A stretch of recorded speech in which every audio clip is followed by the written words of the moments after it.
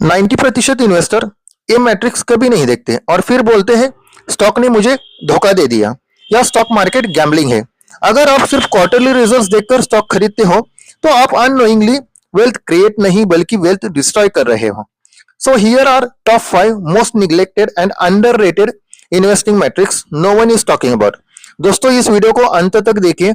आपको मैं इन तमाम फाइनेंशियल मैट्रिक्स को काफी आसान भाषा में समझाने की कोशिश करूंगा और इन फाइनेंशियल मैट्रिक्स को आप किस तरह यूज कर सकते हो इसके बारे में भी हम डिस्कस करेंगे, क्योंकि इन मैट्रिक्स को सुपरफिशियल लेवल पर स्टडी करोगे तो हो सकता है आपको क्लियर पिक्चर ना मिले।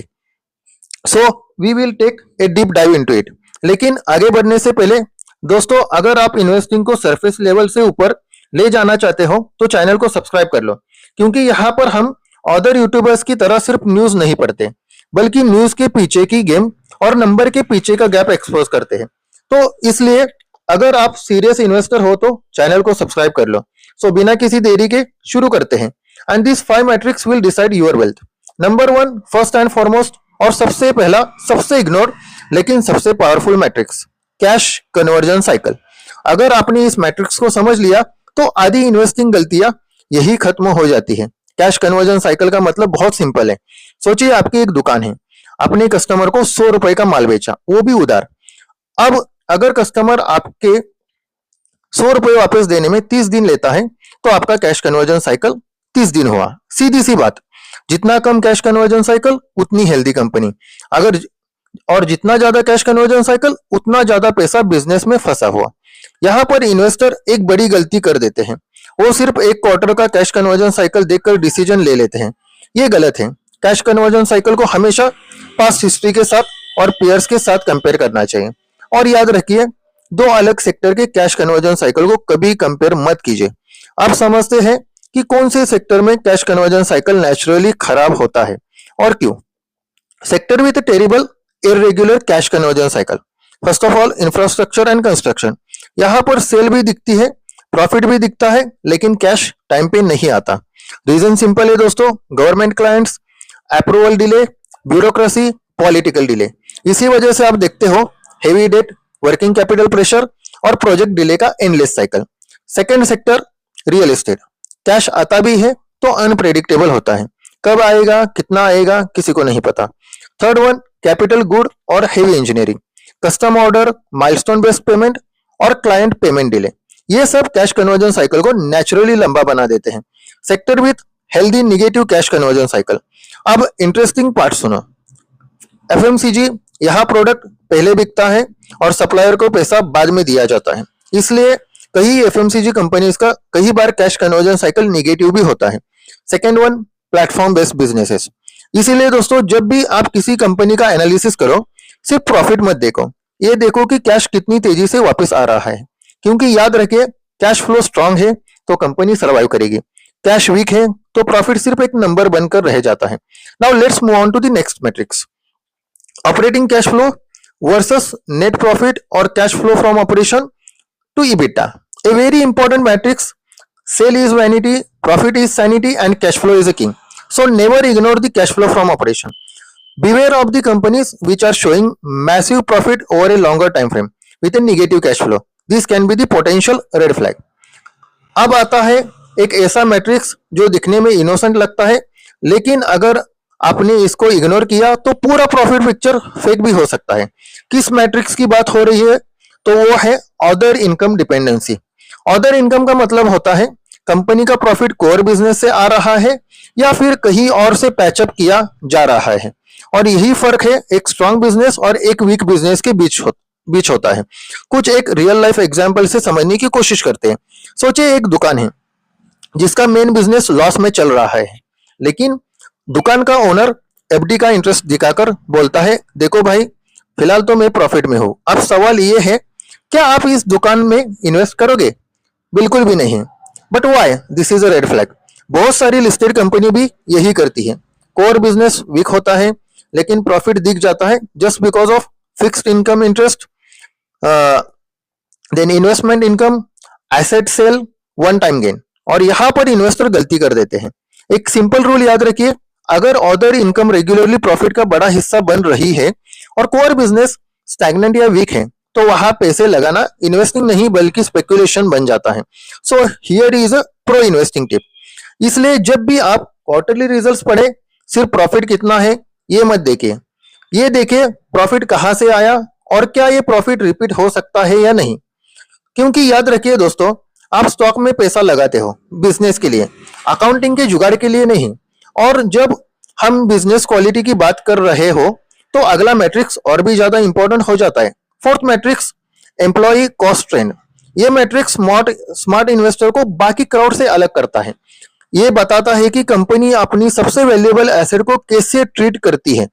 अब तक हमने नंबर्स देखे, लेकिन अब हम बात करेंगे लोगों की, क्योंकि कुछ बिजनेसेस में मशीन से ज्यादा एम्प्लॉयज ही सबसे बड़े एसेट होते हैं। एम्प्लॉय कॉस्ट ट्रेंड का मतलब होता है कंपनी अपने एम्प्लॉयज पर कितना और कैसे खर्च कर रही है और ये कॉस्ट टाइम के साथ कैसे बिहेव कर रही है। ये matrix specially IT, pharma, research and development heavy businesses के लिए बहुत ज्यादा इंपॉर्टेंट होता है। लेकिन why this matrix is so important?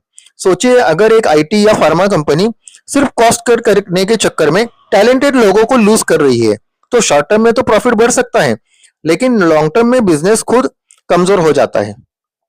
अब यहाँ पर कुछ रेड फ्लैग और ग्रीन फ्लैग को भी डिस्कस कर देते हैं।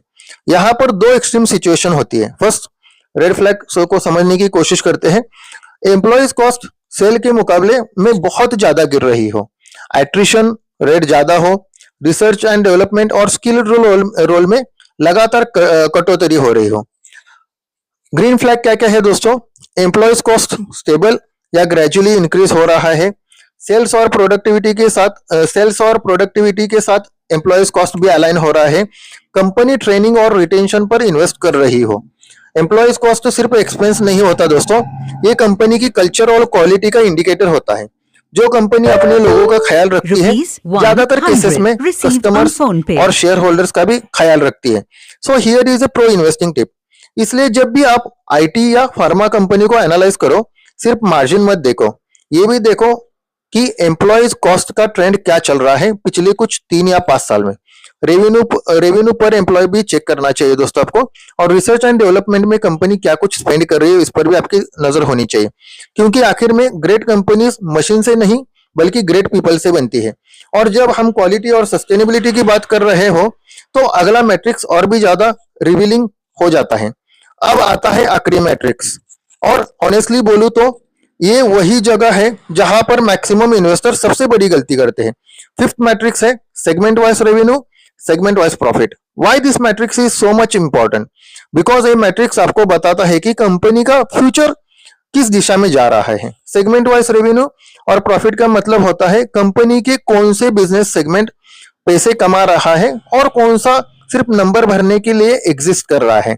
लेकिन प्रॉब्लम यह है कि मैक्सिमम लोग सिर्फ ओवरऑल रेवेन्यू और ओवरऑल प्रॉफिट देखकर डिसीजन ले लेते हैं। सोचिए एक कंपनी के 5 सेगमेंट है, उनमें से सिर्फ एक सेगमेंट स्ट्रांग है, अगर बाकी सब वीक या लॉस में चल रहे हो, अगर कल वो एक स्ट्रांग सेगमेंट स्लो हो जाता है तो पूरी कंपनी का ग्राफ सीधा नीचे आ सकता है। आप समझते हैं सेगमेंट वाइज एनालिसिस क्यों इंपॉर्टेंट है। सेगमेंट वाइज नंबर आपको 3 चीजें बताते हैं। फर्स्ट ऑफ ऑल, कंपनी का रियल ग्रोथ इंजन कौन सा है, मैनेजमेंट फ्यूचर में किस सेगमेंट पे बेट ले रहा है, रिस्क कितना कॉन्सेंट्रेटेड है या डाइवर्सिफाइड है, और अगर कंपनी एक इंडस्ट्रियल कॉन्ग्लोमरेट है तो सेगमेंट एनालिसिस और भी ज्यादा इंपॉर्टेंट हो जाता है। यहाँ आपको सिर्फ रेवेन्यू नहीं बल्कि ये भी देखना चाहिए सेगमेंट वाइज प्रॉफिट कैसा है, segment wise operating profit margin कैसे है, सेगमेंट वाइज कैपिटल कितना एम्प्लॉय किया गया है। क्योंकि कई बार होता यह है कि एक सेगमेंट पैसा कमा रहा होता है और दूसरा सेगमेंट वही पैसा जला रहा होता है। एक सिंपल रूल याद रखिए दोस्तों, अगर ग्रोथ और प्रॉफिट एक ही सेगमेंट से आ रहे हैं तो रिस्क ज्यादा है, अगर मल्टीपल सेगमेंट कंट्रीब्यूट कर रहे हैं तो बिजनेस ज्यादा स्टेबल होता है। इसलिए याद रखिए कंपनी का फ्यूचर बैलेंस शीट के टोटल से नहीं उसके सेगमेंट के बिहेवियर से डिसाइड होता है। तो दोस्तों, जब भी आप किसी बिजनेस को एनालिसिस करो तो सिर्फ टॉप लाइन या बॉटम लाइन पर फोकस मत रखिए, इन 5 मैट्रिक्स को ध्यान में रखिए, क्योंकि यही मैट्रिक्स डिसाइड करते हैं कि स्टॉक लॉन्ग टर्म में वेल्थ क्रिएट करेगा या सिर्फ होप क्रिएट करेगा। तो दोस्तों, आज के वीडियो का सबसे बड़ा टेक अवे ये है, सिर्फ क्वार्टरली रिजल्ट्स देखकर इन्वेस्टिंग करना एनालिसिस नहीं बल्कि अजम्पशन होता है। अगर आप लॉन्ग टर्म में वेल्थ क्रिएट करना चाहते हो तो आपको नंबर के पीछे का बिहेवियर समझना पड़ेगा, सिर्फ नंबर नहीं। इस वीडियो में हमने 5 ऐसे फाइनेंशियल मैट्रिक्स डिस्कस किए जो क्वाइटली डिसाइड करते हैं कि स्टॉक कंपाउंड करेगा या इन्वेस्टर को कंफ्यूज करेगा। अगर आपको ये वीडियो वैल्यू लगा हो तो लाइक जरूर करिए, और अगर आप इन्वेस्टिंग को सरफेस लेवल से ऊपर ले जाना चाहते हो तो चैनल को सब्सक्राइब कर लो, क्योंकि यहाँ हम ना डेली नॉइस चेस करते हैं ना रैंडम टिप्स देते हैं। यहाँ हम बिजनेस को बिजनेस की तरह समझने की कोशिश करते हैं। मिलते हैं नेक्स्ट वीडियो में, तब तक के लिए think clearly and happy investing.